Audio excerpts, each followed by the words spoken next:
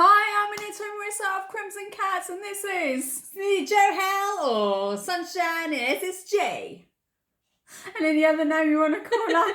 Oh gosh, so this is the second video in the series of 3, and it's about toxic relationships. But before that, please remember to subscribe to the channel, hit the bell notification, like the video, share amongst your friends and family or whoever needs it, and also do comment below if you've got any questions or anything you want to comment on. You never know, it might give you a heart.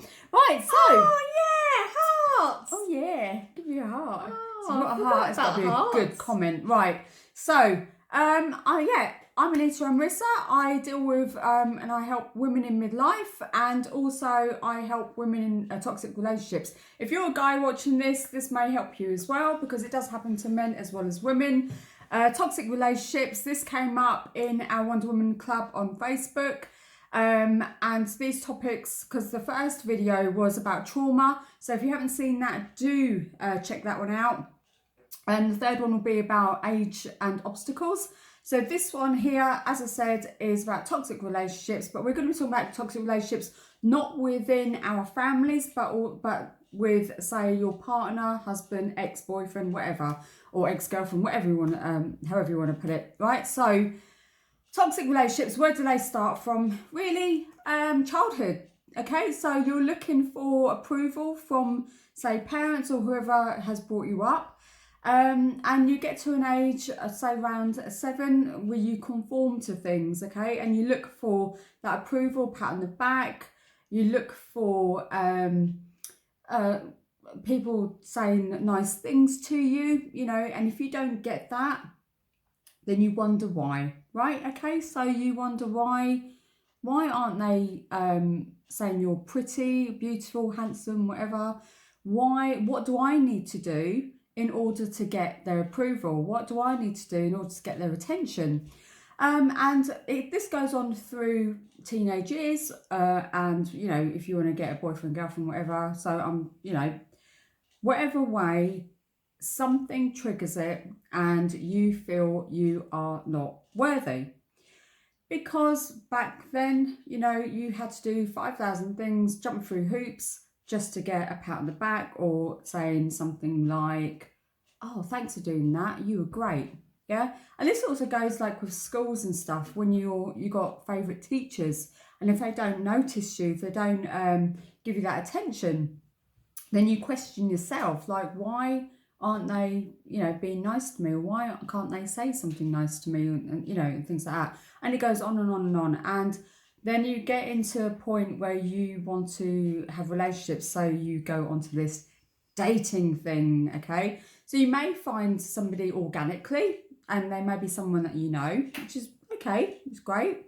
But then you've got these dating apps and dating sites and things like that, where a lot of people just want to chat, or they want to ghost, or they want to orbit.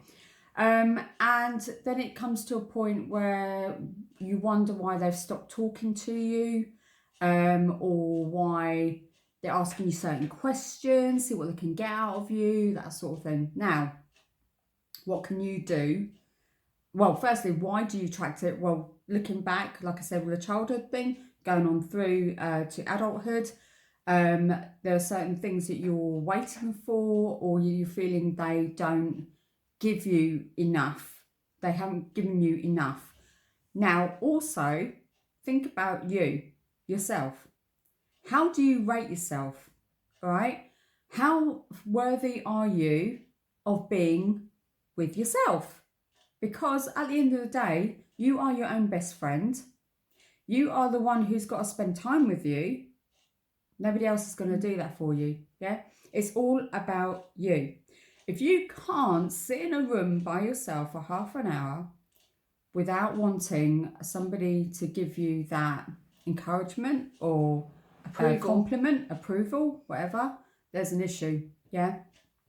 And to find that worthiness for yourself, you need to treat yourself to what you feel is worth you, yeah? So taking yourself out on a date, taking yourself out on a picnic, spending time with yourself, getting used to your own environment, yeah? And also, because you just remember, the less worthy you feel you are, that's what you're going to attract. Because you've got this, you know, when they say a like for like attractness, yeah? So you're attracting somebody who's either on the same level as you or even below that. And they're also looking for approval from you. So you've got the tough job of approving yourself and approving them on top of it. Cool, hard work. Oh, tell me about it, right? Gosh. And why do you need that? So if you are doing that and you're attracting somebody who's same as you, you're both feeling you're not worthy.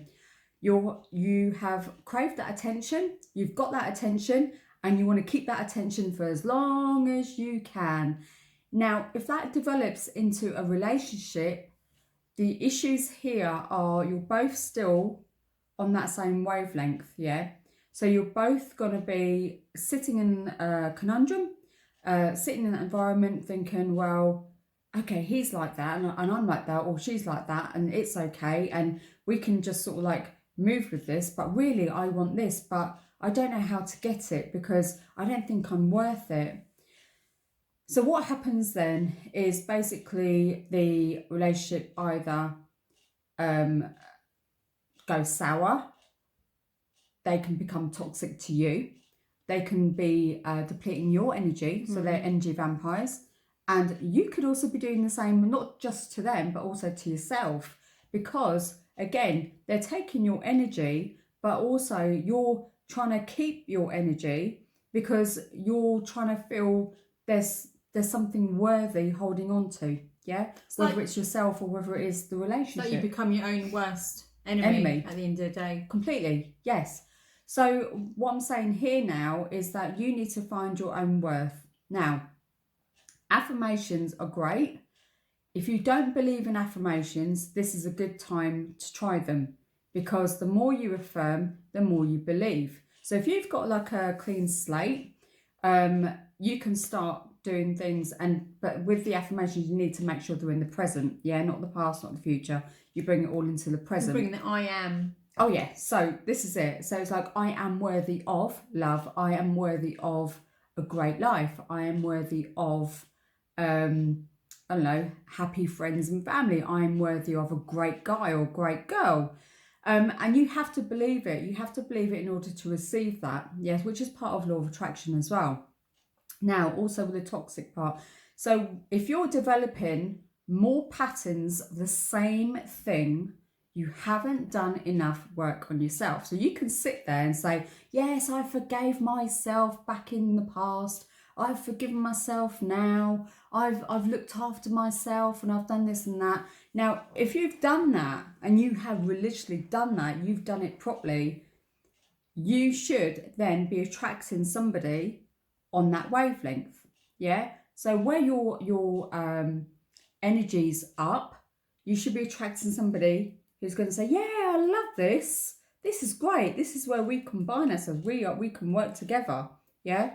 If you're not there, if you're not doing that, and you are still feeling a little bit doubtful, it's not going to work. If you're still feeling unworthy or something, it's not going to work. And also, ladies and guys, ladies, whatever, if you have red flags about somebody, if you've noted, yeah, 10 red flags, say for example, you don't want to go out with somebody who smokes, or you don't want to go out with somebody who's got an issue about something, if you don't want to go out with somebody, if you've got all these red flags, if you want to say, like for example, a family and they don't, that's one red flag. Now, when you're not feeling worthy, what happens is, especially on a date, you may have 10 red flags written, and say for example 9 were okay, you know, they were okay, and only one red flag came up, yeah?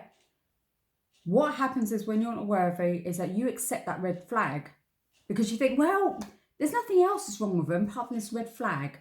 One red flag, it's just one. I know what I can do. I can change them, and I can make sure this red flag then goes like this.